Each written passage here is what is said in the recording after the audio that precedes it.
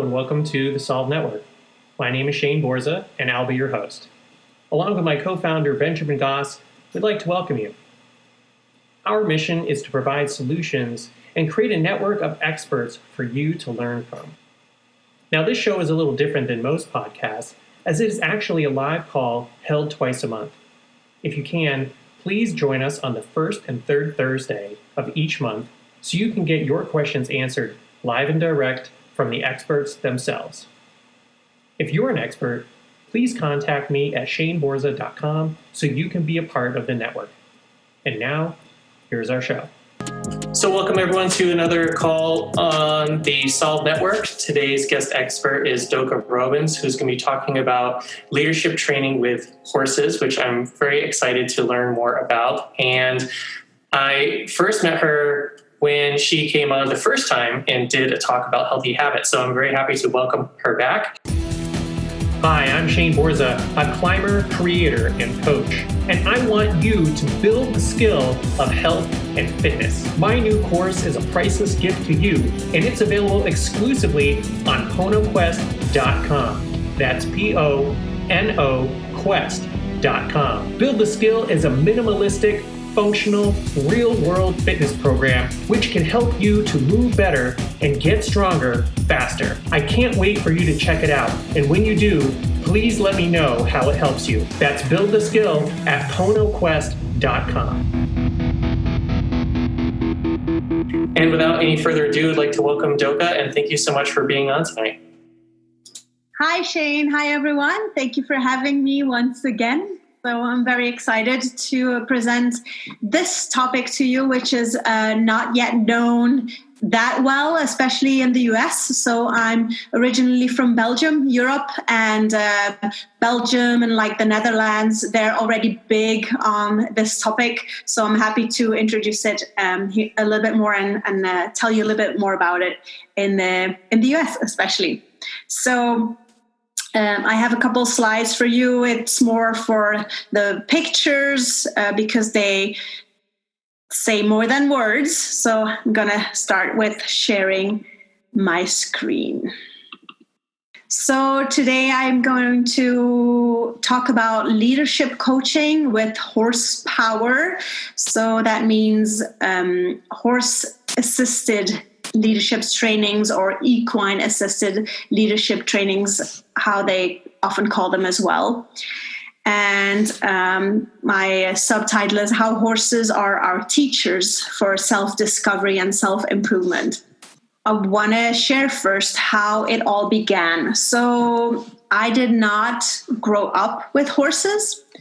Every little girl, I think, or a lot of little girls, I kept begging my parents to get a horse for me. Luckily, they didn't. We couldn't afford it, and I'm happy that they just didn't give in to that, my nagging, because I did get a horse, or I got myself a horse in 2009. And how that came about, because I didn't grow up with horses, I wasn't in the world of horses, and so how does someone as an adult suddenly has a horse? And the reason why is because I got married, and my husband and I moved to the countryside, and I actually wanted a dog because I have had a dog all my life growing up. And my dog had just passed away the moment I met my husband. And so when we moved into our house, I proposed to get a dog. And he's very rational, and I am the impulsive and adventurous one. And he said, I don't think our lifestyle and our jobs, that it would be very fair to get a dog. So what happened was that that summer I went and helped out an old friend. She needed some help with her horses, and I thought I can do that. So one night I came back in the house, and I said to my husband, what if we, instead of a dog, what if we got a horse? He didn't say no.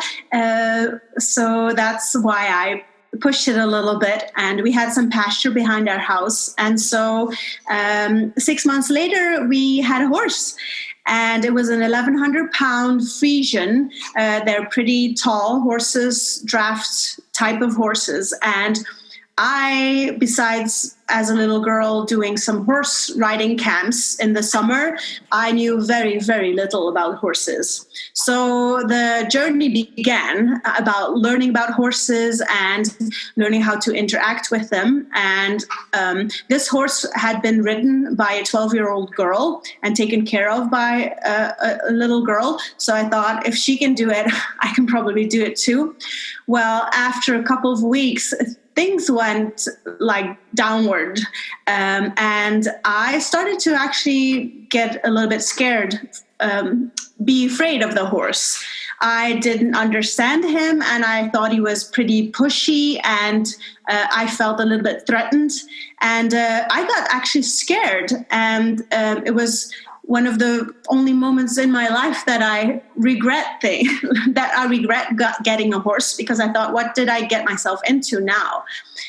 Anyhow, the people at the farm there, they were all horse people. And so that friend that got me to, introduced to the horses, she said, you need to ride him and you need to work your horse and all that, and I'll give you riding lessons. So she helped me with that. And she was all about, you need to control the horse. You need to show the horse who's the boss. And so she had me use the whip on the horse when he didn't listen to me. But I didn't know what I was doing. I didn't know how to ride. And so every time she gave me a lesson, I got home and I felt actually sick to my stomach because this was so not what my values are. And I didn't understand that this was the way you had to be with a horse. So luckily, a little bit later, I bumped into this woman in Belgium who was a horse trainer for difficult horses, and her company or system that she designed is called Horsefulness.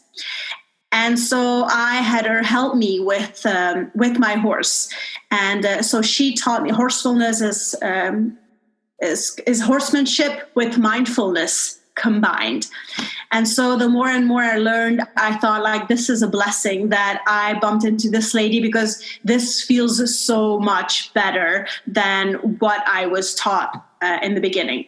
So I learned that there's no such thing as bad horses, that it's just the communication that is not working, the vibes that are not aligned and all that. So it became a very, very interesting journey. And actually, it became a journey about learning about myself.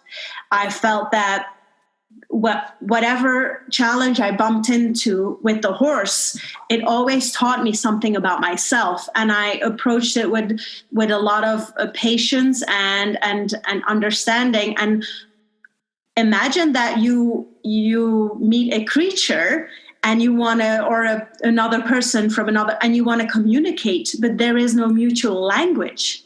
So how do you bring your message across and have that, creature or person, or have them do what you want without language?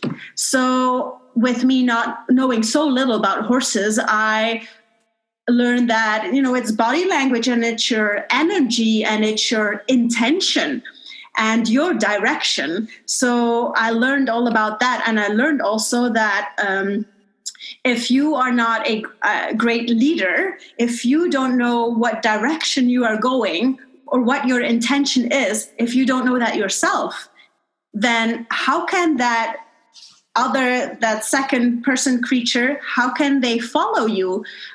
Why would they trust you to follow you? And like, horses are very different than a dog. A dog, most dogs, with dominance and with your voice and your intonation and volume of voice, you can make the dog come to you when you make yourself angry, or dominance is possible with a dog, and have them listen to you. But with a horse, an 1,100-pound horse, that's just not how it works with a horse. So I learned that a horse's primal priority is survival. Number one is survival. Number two is comfort. And number three is leadership. So I will tell you a little bit more about that. But first, let's move on to the next slide. So I got my horse. I learned a lot. And that was in 2009-10. In 2012, I learned so much about horses that I said to my husband, it's not good for a horse's mental state to be by himself. I think he needs a companion. So my husband said, oh no, my God, where are we headed with this? So he was going to, get a sheep or a goat. I found this amazing thing called a miniature horse. So cute. So we got a miniature horse in 2012. Then in 2014, we moved to the US, from Belgium to the US. Now, I don't have kids, and my first horse, Luca, I learned so much from him that we were so close and had such a big connection that I could not even imagine that I would not take him to my new home. So we actually had the horse flown over with the airplane. We didn't know if we would like the US, so we waited a little bit to see what we were going to do with the miniature horse. And then a year later, we decided we love it here in the US. We're going to stay for several years. What are we going to do with the miniature horse? So we brought him over as well. Then, guess what? I'm looking at this. In 2016, I finally got my dog. And then in 2017, some impulsive reaction of mine had me rescue a horse. So we got a third horse. And last year, we rescued another dog. So that's how it started, with me wanting a dog, now getting a dog, and then starting with one horse. And then at a certain point, we had 3 horses and now 2 dogs. So that's just something funny. So what I learned with being with my horses and interacting with them, and I'm not even necessarily talking about riding the horse, so just the handling, everyday handling of the horse. And with that lady with her horsefulness programs, I went into training with her. So things that I learned was awareness. Awareness is like a huge theme in my life. And I'm also a coach, healthy habits coach, leadership agility coach. And the awareness is just big. Without awareness of your surroundings, awareness of yourself, your body, your thoughts, your feelings. If you are not aware, then you cannot change it because you don't know that it's there. So awareness is huge, and that's what you learn with being with horses. A lot of self-reflection goes on. I get insights. When I'm stuck with my business, for example, or with coaching a client, I go out to my horses, I spend some time with it, I come back that same day, the day after, I get this epiphany. It's huge. So it's like you're stuck, and being with them helps you get unstuck.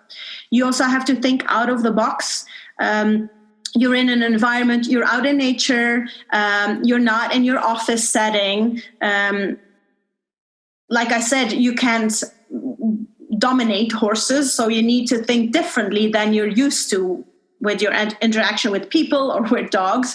And so you have to think differently. It helps you think out of the box. Discovering limiting beliefs, I'll talk a little bit about that later. Understanding and compassion. Most people love animals. So we are patient when we want to handle our horse. We don't get angry with the horse. We understand that it's a creature, it's an animal, and we want to treat animals right. So you have a relationship with the horse of understanding and compassion, and this reflects to your relationship with yourself and with other people. Authenticity, being congruent. What does that mean? When you're feeling a certain feeling inside and you're showing something on the outside, when you're with horses, you will not fool them. They will prick, I don't know if that's the word, right through that. They will punch a hole in that.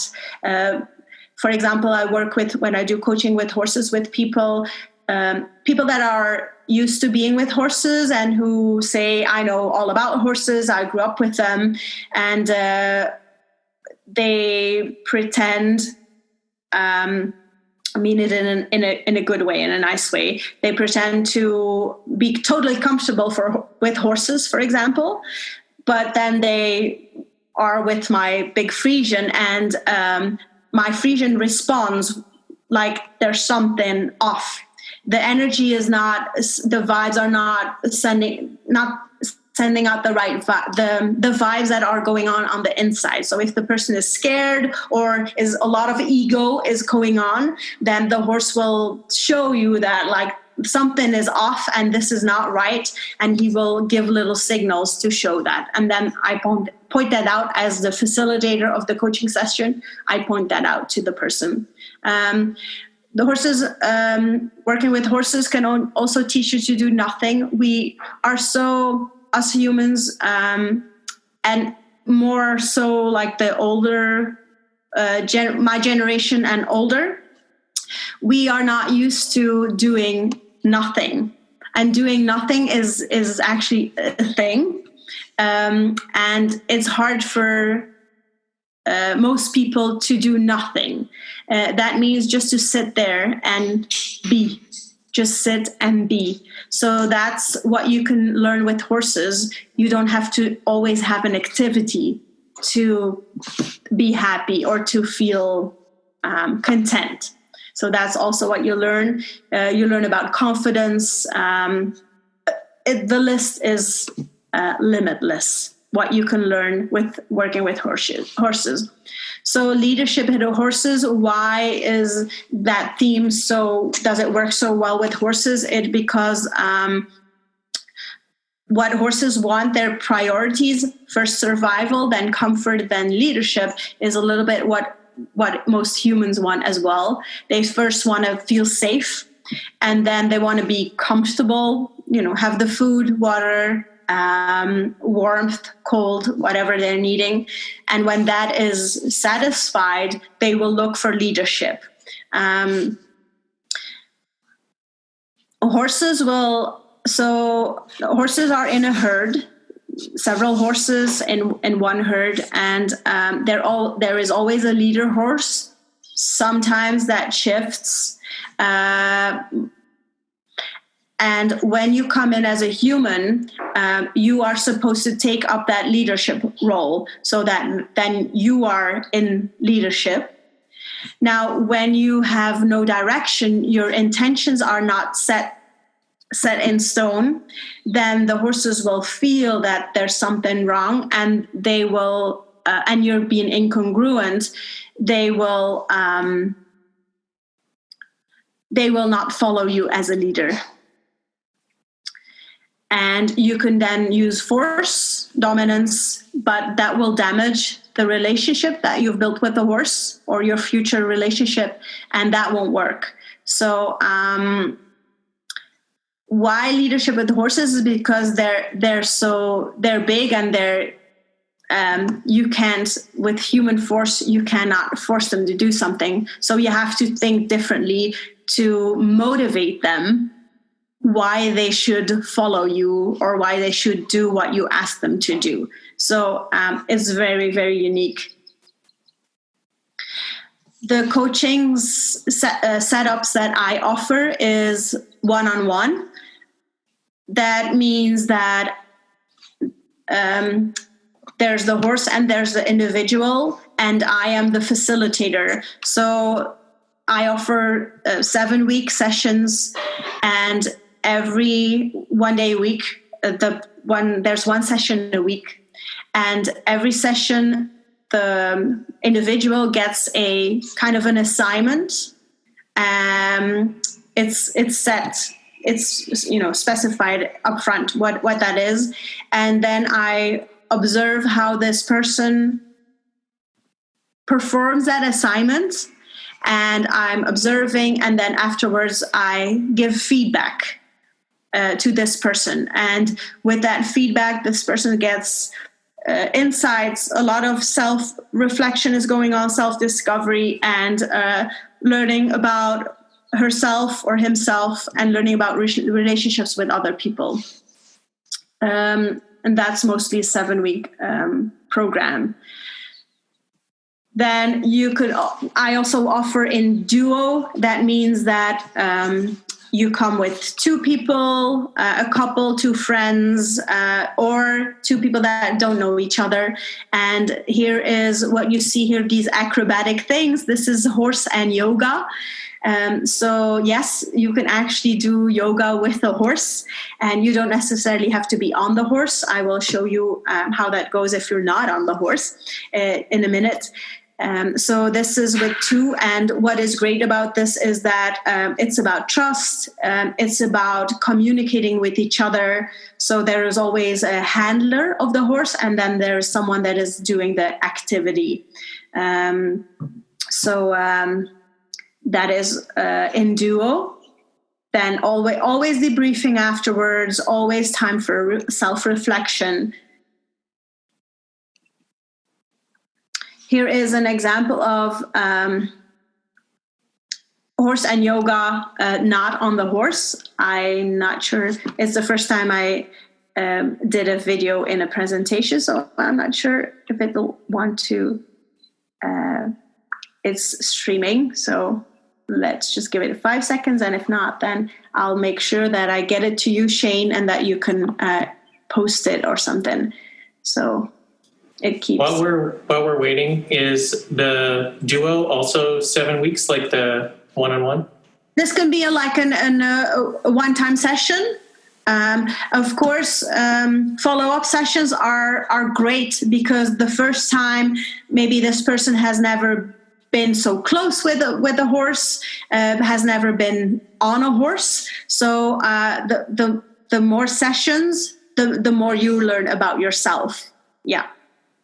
So we're going to skip this, unfortunately. Then there should be a picture. I think the video messed up the picture. Anyhow, there's also group sessions possible. That is like mostly in a corporate group. So for team dynamics, so when there's a group in a company, let's say the HR department, with the HR manager and then his assistants or her assistants, they come to interact with the horses. Again, they get assignments, and they learn about communication, about the difference between one-way communication, giving an order, and then two-way communication, giving the order, but then going back and forth about what exactly the outcome needs to be, and how as a team you can bring that about. So the people that come and work with me and with the horses here are mostly people that are not familiar with horses. So that is very interesting, and it's also, I like that, because they don't have limiting beliefs, not so much as people that are very used to working with horses. So it's a very non-conventional approach and belief that I have about being with horses. So the less they know about it, I think the better, or the more they learn Otherwise, they have this limiting belief. They're more narrow-minded. They have their perception, and so it's more difficult for them to. Oh no! I thought it was going to want to come. No, on. Never mind that. Okay, so I had here a group photo, the one that I had in the beginning. So so mostly corporate. And then, sorry about that. Here we go. So I'll finish this presentation so we can get to the questions. Resources that I strongly recommend, and I'm sure that Shane will give them in an email, or it's Horses Never Lie, Mark Rashid, The Horse Seeks Me, Close Hemfling, Riding Home, The Horse as the Mirror of the Soul, and then She Flies Without Wings. So that's all great lecture. Audiobooks, if you've never tried an audiobook before, audible.com gives you a free book if you're new to audiobooks, so I highly recommend that. And then if you wonder, is horse-powered coaching or equine-assisted coaching, if that is for you or for your company, for your team, then I'd be happy to hop on a call with you and talk more about that and see if it's actually would be a good fit for what you're looking for as results. So then just get in touch, email me, or go to my website and subscribe to my newsletters. I'm be very happy to take your questions. I'm sure there's a lot of questions. There's so much to be said about it that, this is just a little taste that I have given you. Scene one, Apple, take one. Hi, I'm Shane Borza, your content creator coach. I have 2 books on filmmaking, Film Notes, where you learn to write, direct, and produce, and the Film Notes Workbook, where you can learn checklists and paperwork to streamline creating your content. Available at shaneborza.com. I also have filmmaker resources like the Paperwork Bundle with over 300 documents, the Sound Effects Bundle with almost 3,000 files, and the Music Bundle featuring 900 tracks of all genres. Want to build your professional credits? Become an associate producer and get listed on IMDb. Let me help you get your art out into the world. Scene one, Apple, take one. Thank you for joining us on this episode of the Solve Network. As a reminder, these calls are held live on the first and third Thursday of each month. If you'd like to join us as either a listener or guest expert, please contact me at shaneborza.com. On behalf of my co-founder, Benjamin Goss, we're glad you are a part of the network and hope you are finding solutions. If you need solutions, please reach out.